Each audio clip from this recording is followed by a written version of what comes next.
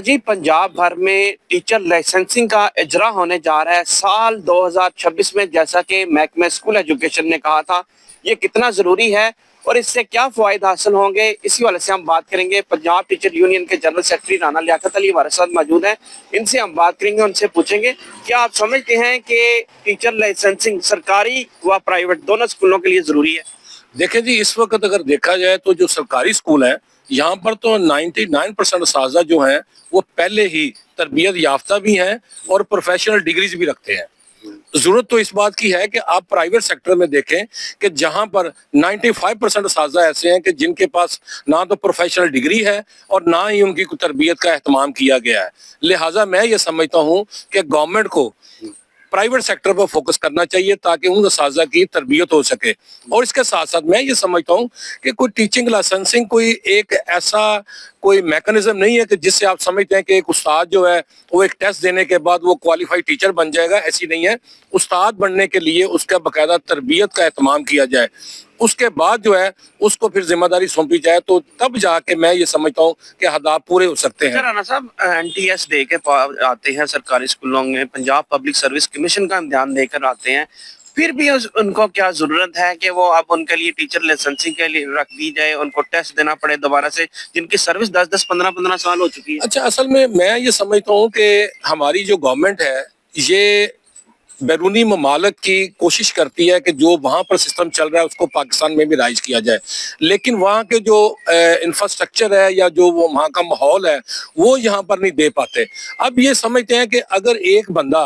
एक दिन एक एग्जाम में बैठता है और वो जिस तरह NTS का वो टेस्ट दिया उसने और वो टीचर भर्ती हो गया, ये समझते हैं कि टीचर क्वालिफाइड है। मैं ये समझता हूँ कि जब तक आप उस्ताद की तरबियत, जिस तरह आप एक सिपाही को भर्ती करते हैं और उसको बाकायदा उसको गन चलाने की ट्रेनिंग देते हैं, उसको फील्ड में काम करने की ट्रेनिंग देते हैं, उसके बाद जाके आप उसको कुछ जिम्मेदारी सौंपते हैं, इसी तरह उस्ताद के लिए भी जरूरी है कि आप इसको, जिस तरह पहले हमारे नॉर्मल स्कूल हुआ करते थे वहाँ पर असातिज़ा को बाकायदा हॉस्टल्स में ठहराया जाता था और उनको 9 माह की पढ़ाने की तरबियत दी जाती थी और स्पोर्ट्स की तरबियत भी दी और साथ साथ उनकी तरबियत भी की जाती थी, अखलाकी तौर पर भी और रूहानी तौर पर भी, और तब जाके वो उस्ताद जो था वो तैयार होके वो स्कूल में चला जाता था। लेकिन बदकिस्मती है कि अब जो हमारे एलिमेंट्री टीचर ट्रेनिंग कॉलेजेस हैं वो बजाय असातिज़ा की ट्रेनिंग करवाने के वो दूसरे एकेडमिक सिस्टम में उलझे हुए हैं। अच्छा, ये भी कहा जाता है कि जो प्राइवेट स्कूलों के टीचर हैं, अगर वो टीचर लाइसेंसिंग कर लेते हैं वो बैरून ममालिक में जाके भी टीचिंग कर सकेंगे, और हमारे सरकारी स्कूलों के टीचर भी। अब देखें, प्राइवेट स्कूलों में अगर कोई टीचर आता है तो उसको 15,000 या 10,000 रुपए में रखा जाता है या इंटर्नशिप पे रखा जाता है, और वो इतने पैसे कमा नहीं पाते कि वो अपने घर का सर्कल ही चला सके। अच्छा, ये जो है ना बाहर जाने वाली बात, तो वो तो लोग कई दहाइयों से बाहर जा रहे हैं, क्योंकि जिसने टीचर को हायर करना है बैरूनी ममालिक में भी उनका भी अपना एक मैकेनिज्म है, एक अपना सिस्टम है। वो उसका इंटरव्यू करते हैं, उसकी प्रोफेशनल क्वालिफिकेशंस को देखते हैं, फिर वो टेस्ट लेते हैं। क्या वो पाकिस्तान का जो टीचिंग लाइसेंस होगा वो उसको हतमी समझेंगे? मैं नहीं समझता कि वो हतमी समझेंगे। वो अपना एक मेयार मुकर्रर करेंगे और उसमें से उस कैंडिडेट को गुजारेंगे, और उसके बाद जो है दूसरी बात ये रही कि क्या ये मुमकिन हो सकेगा कि जो टीचर लाइसेंसिंग का हामिल होगा उसको प्राइवेट सेक्टर में गवर्नमेंट सेक्टर के बराबर उसको तनख्वाह दी जा सकेगी? ऐसा मुमकिन नहीं है, क्योंकि पाकिस्तान में जो तालीम है वो इस वक्त जो सनत या कारोबार की शक्ल अख्तियार कर चुका है। इसलिए मैं ये समझता हूँ कि इन्हें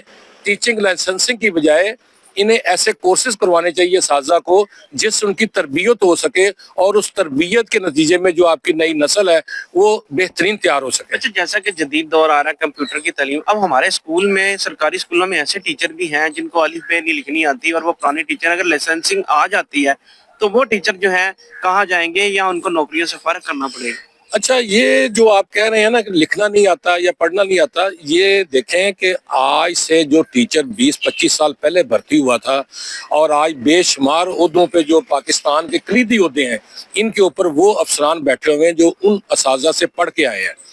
उन की जो ट्रेनिंग थी वो उन नॉर्मल स्कूलों में हुई थी, तरबियत उन नॉर्मल स्कूलों में हुई थी। बदकिस्मती से जब से हमने